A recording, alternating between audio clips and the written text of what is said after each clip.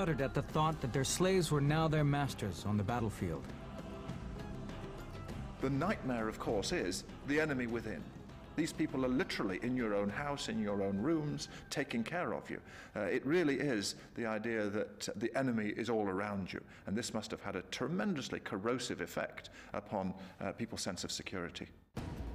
At that very moment, Rome decided that only a large army and a determined general could stop Spartacus. 6 new legions were added to the 4 already in Italy, 50,000 men. Marcus Crassus was given command. Ruthlessly ambitious and fabulously wealthy, he saw the defeat of Spartacus as the way to political power. Now was the time to make his mark. Crassus surrounded himself with his friends, his allies politically. He wanted people to know how successful he was going to be. And he was determined to be very successful. Crassus shadowed the slave army as it moved south. He planned to keep Spartacus moving south and then hem him in, down in the heel of Italy. Spartacus is wandering up and down Italy, north of Rome, south of Rome. Quite extraordinary, the geographical range, the freedom. So Crassus got to pin the guy down. He instructed his commanders to avoid battle. But one of them, Mummius, could not resist the chance for glory. He sent his 2 legions against Spartacus, just south of Naples. Once again, the slaves and gladiators inflicted heavy casualties and sent the Romans off in humiliating defeat. Crassus was furious. The defeated soldiers suffered a terrible punishment, decimation. Crassus chose a cohort of soldiers who had fought badly and made an example of them. 480 men. They were lined up, and every 10th soldier was stabbed or beaten to death by his own comrades.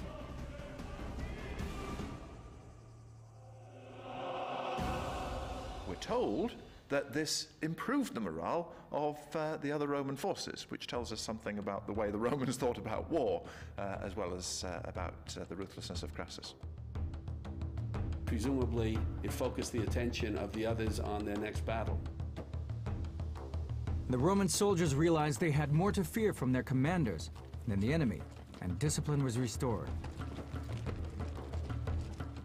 The Roman legions tracked Spartacus as he moved further and further south. By the beginning of 71 BC, Spartacus was in Bruttium, in the toe of Italy. But he was determined not to be pinned in there by Crassus. He planned to board ship and sail to Sicily, where there was a large slave population. Safety was just 5 miles away. But Crassus was hot on his heels and determined to wipe out the slave army once and for all. 71 BC. The Roman general Crassus has Spartacus and his slave army cornered in the heel of Italy. The only ships available to Spartacus were owned by pirates from Cilicia in southern Turkey. They had promised to take him and his army to Sicily. Somewhere around here, he waited and waited, but they never came. Betrayed by the pirates, some of the men tried building rafts, but they were useless against the strong currents. Sicily is just right over there, 5 miles across the straits. But to Spartacus, it must have seemed a world away.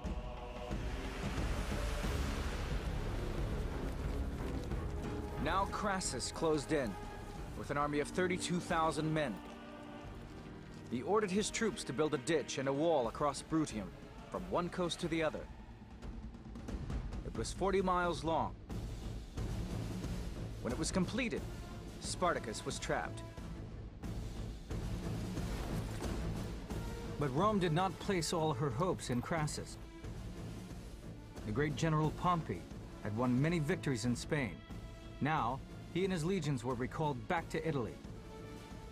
And another general, Lucullus, was sailing with his army from Macedonia and would soon land at Brundisium. Crassus would have preferred to starve out Spartacus over the winter. But Pompey was on his way back to Italy. If he did not win a quick victory, Pompey might march against Spartacus, and Crassus's chance for glory would be gone. Spartacus, too, saw that it was now or never. He tried to negotiate with Crassus, but he refused. In defiance, Spartacus had a captured legionary crucified in full view of the Roman camp. The slave army that had never been defeated now had its back against the wall. Spartacus had to break out. He led his troops in several ferocious attacks on the Roman lines. At last, he managed to break through, but with only 1/3 of his men.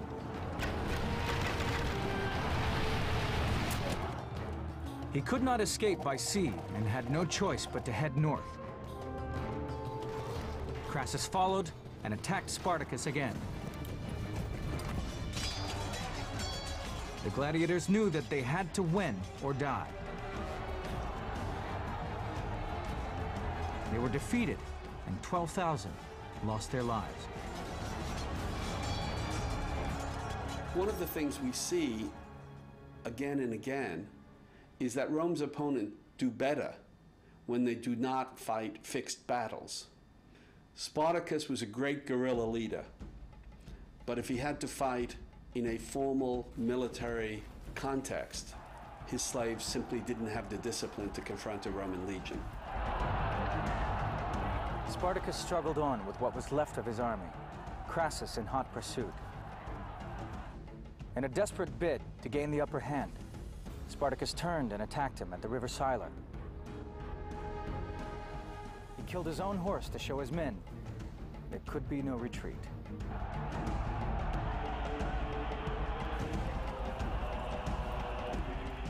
The fighting was heavy, but the outcome was never in doubt. Spartacus made straight for Crassus and killed 2 of his centurions before he was cut down himself. The slave army no longer had the numbers to overwhelm the discipline of the legions. The remaining 35,000 rebels were defeated. The body of Spartacus was never found. Around 5,000 slaves escaped, but they ran straight into Pompey's army, which had just arrived from Spain. They were all killed or captured. Pompey was one of these men who could sniff out a bit of glory from a long distance. And although he really didn't take part in the decisive battle, he did capture about 5,000 of the runaway slaves and put them to death. And he got to Rome and took credit for the whole victory. Crassus was furious. What Pompey did was to attempt to steal the glory from Crassus by making out that but for him, the Spartacus rebellion would have continued. For this and his victories in Spain, Pompey was given a full triumphal procession. But Crassus was only given an ovation, a lesser honor, for his victory had merely been over slaves. But he made sure Rome would remember him. He had captured 6,000 slaves and gladiators alive. Now he used them to underline his victory. This is the Via Appia, the main road into Rome. Crassus had all 6,000 men crucified and their crosses placed at 40-yard intervals along the roadside. The bodies were never taken down. For years afterwards, all travelers along this road could see the revenge of Rome. But nothing could destroy the memory of Spartacus, the gladiator who led slaves against their masters and became a symbol for resistance that still endures today.